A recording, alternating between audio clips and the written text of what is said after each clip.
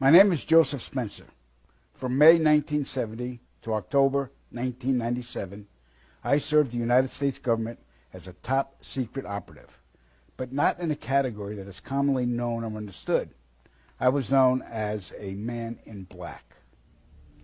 Following 7 years acting as a counterintelligence agent for the CIA, I was recruited for a new assignment that entailed working within above top secret operations. I was aware of the black budget projects, but never knew the context of them due to their high level of secrecy. Even the president was denied access to their inner workings.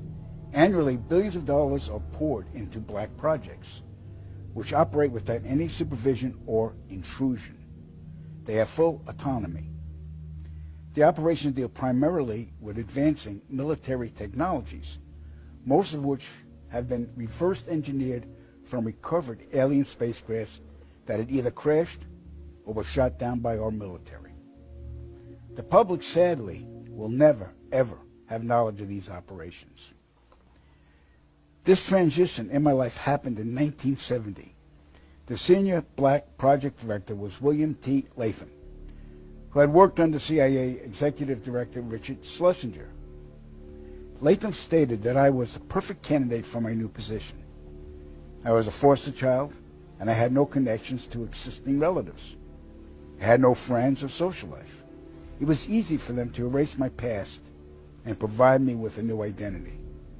I gave myself to them as a priest would to his God. But first, my mind had to be erased. I was injected with various forms of mind-altering drugs, LSD, heroin, mescaline, morphine, sodium pentothal, and more. Drug-induced hypnosis followed with antegrade and retrograde amnesia. The goal was to program me to do two things: kill and forget. After 9 months of programming, I had become a man in black. What I later discovered was that not all the men in black were human. About a third were alien hybrids. Their distinctive feature was the absence of whites in their eyes, giving the impression of empty eye sockets. This unsettled me, and it took months to adjust to the reality of alien integration. My assignments largely dealt with UFO sightings and crash sites. In August of 1971, I witnessed my first UFO crash site just north of Edwards Air Force Base in California. Inside the craft were 3 grayed humanoids, 2 dead, 1 still alive. Also in the craft was a human female abductee. The alien humanoids were transported to the base, but 2 witnesses had arrived before us and took several photographs. The first surrendered his camera, but the second fled. When we apprehended him, he resisted, and I was ordered to silence him, which I did. The killing of witnesses was executed with a wand that acted very much like today's taser, but the voltage from the wand would cause immediate cardiac arrest, and the victim's death would be attributed to natural causes. We silenced countless victims, not only men, but women of all ages and even teenagers. The following day, after each kill, our memories were reset, so we would have no recollection of the murders. A good majority of the victims were ufologists and whistleblowers. Among the ufologists I personally silenced were Paul William Cooper, Milton Vigay, Claude Monroe, Anthony Vargas, and noted documentarian Samantha Willis. When my wand malfunctioned with Samantha, I resorted to strangulation. She fought for her life for almost 2 minutes. In recalling this act, I stared into her pleading eyes for the entire duration with absolutely no remorse, guilt, or feelings. That was how effective the mind conditioning was. And it's her face that haunts my dreams more than anyone's to this day. So they stuffed out a documentarian. Yep. Well, that's not good to hear. Yeah. All right, we're going to move on. In 1954, Dwight Eisenhower signed what's known as the Granada Treaty with the alien gray race. In exchange for shared alien technologies, The Greys were allowed to abduct a number of humans annually for medical examination. The Greys also demanded anonymity from the public. A short time later, human technology took a giant leap forward with circuit chips, fiber optics, and lasers. The Grounded Treaty is still active today, but the number of human abductions has increased, despite objections from the world governments. Now, the really interesting part. Every year, at least 8 million children go missing in the world. I can attest that 1/3 of them are abducted by government operatives and transported to any one of the 1,477 underground military installations on the planet, then imprisoned for the remainder of their lives. The children are subjected to biological and genetic experiments, dissections, and mutilations performed not by human scientists, but an alien Grey species. During my stay at the Vanguard Underground Base north of Phoenix, Arizona, I witnessed many of these procedures. Because there was no form of anesthesia administered to the young patients, the halls reverberated with the screams of tortured children from morning to night. The ones that perished were incinerated in the installation's crematoriums. My point of contact at this base was Lieutenant Colonel Charles T. Leninger, and he was a human-alien hybrid. And get ready for this. In 1994, the World Population Summit in Cairo, Egypt, had 160 nations participate, where they all agreed that the human population was out of control and must be stopped because the world is running out of resources. An agreement was formed that would mandate the reduction of humans from 6 billion to 800 million by the year 2030. This meant finding a method or methods to wipe out nearly 95% of the population. Solutions were discovered, investigated, tested, then created, and have been in full force since. The procedures have been inflicted onto the human race are as follows. 1. Toxic levels of chemically enhanced fluoride have been secretly added to our drinking water over the last 20 years in every city and community on the planet. I personally oversaw the delivery of fluoride barrels to Denver, Chicago, Tampa, and Minneapolis water departments.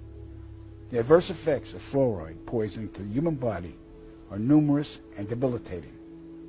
The effects to children is damage to their neurological development, among other serious ailments.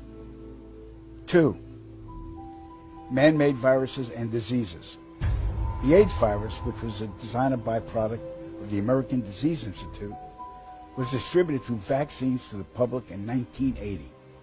Instituted as a preliminary population control tactic, the results were successful and led to more lab-produced viruses that have since been unleashed onto the public. Among those is the development of a mutated version of the common flu to replicate the 1918 influenza pandemic that killed 40 million people. The first strain of this new flu virus will be released to the public in late 2017. So if we see a flu outbreak in the late 2017 or early 2018 that's killing people, we'll know this is true. Right. 3. Killing us from the air with neurotoxins, barium chloride, cancer microbes, and viruses by way of chemtrails, released into the skies daily over all inhabited regions by military aircrafts. The effects of these toxins are severe and over time lethal, causing respiratory ailments, cancer, damage to the immune systems, and sterilization in men. Since the chemtrail plan was implemented, sperm count in men has dropped nearly 50%. If this isn't reversed soon, the human race will face early extinction. Now the grand finale. This is some scary shit. In March 1997, an event known as the Phoenix Lights became the most infamous UFO sighting in history. A mile-wide vessel, clearly not man-made, flew slowly and silently over the state of Arizona and was witnessed by 10,000 people, including the governor of Arizona. To date, there has been no reasonable explanation. But for every witness interviewed, the craft was as real as anything they'd ever seen. Their lives were transformed. They now believe that we truly are not alone. However, there is another truth, for I know what they really saw. In 1986, while stationed at an underground installation near Boulder, Colorado, I was introduced to Project Skybeam by Lieutenant General Andrew Garris. I was then led down a corridor and into a large hangar where a stealth bomber hovered only 20 feet above me. I stood there confused. Then Garris looked over at me and smiled, then asked if I was certain of what I was seeing. I replied, of course. What else could it be? I was then shocked to find out that this wasn't a real craft. It was a projected hologram. Since the early 1950s, scientists have been developing holographic technology, and over the years improved it to a state that we can only imagine. As I stood there staring at the bomber, which looked so absolutely real and solid that I could reach up and touch it, I contemplated the possibilities. What if this projection was 1,000 feet up in the sky? How would anyone know that that was an illusion? The Phoenix Lights craft, witnessed by 10,000 people, was the first grand-scale skybeam test upon the public. It succeeded beyond expectations. In October 1938, Orson Welles unleashed his War of the Worlds radio broadcast to the American public. It was so realistically portrayed, vast portions of the population went into panic. Terrified citizens scrambled to evacuate their cities in droves. America had been easily tricked by very simple means. To amplify this response, those who are truly in power of not only our country, but all the countries on the planet, and who are the true purveyors of the depopulation process, have formulated the final stage of their sinister plan. In the year 2024, a global event will alter the course of mankind's future. The world will stand witness to a massive alien invasion. Thousands of projected holographic alien warships will blanket the skies, sending people into a global panic. Real military crafts within the holograms will inflict actual damage to the surrounding areas to sell the gimmick. And as a result of the ensuing human chaos, a one-world government will immediately form without any resistance from the people. They will be the new world order. Once this happens, we as a people will be doomed to enslavement and accelerated depopulation. With that said, the only hope for human salvation is to acquire and spread the knowledge of these activities and agendas. Resist, retaliate, then conquer this imposing enemy. The time is now, as humanity is rapidly approaching its final days.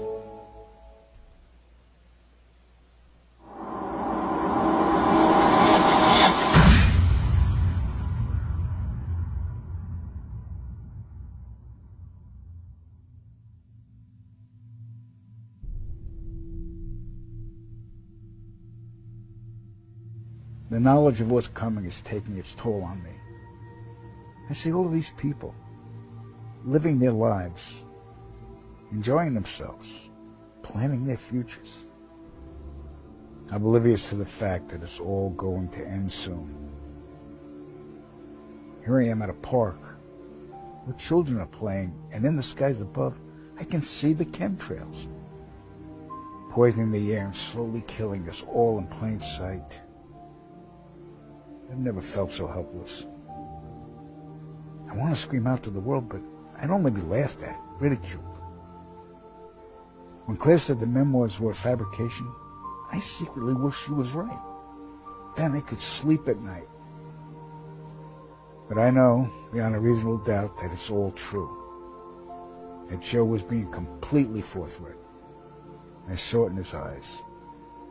I heard the tremor in his voice when he spoke about it. It didn't come off as an admission. It was more of a deeply concerned confession. He was scared for us all. And that says a lot, coming from a man who was a government assassin.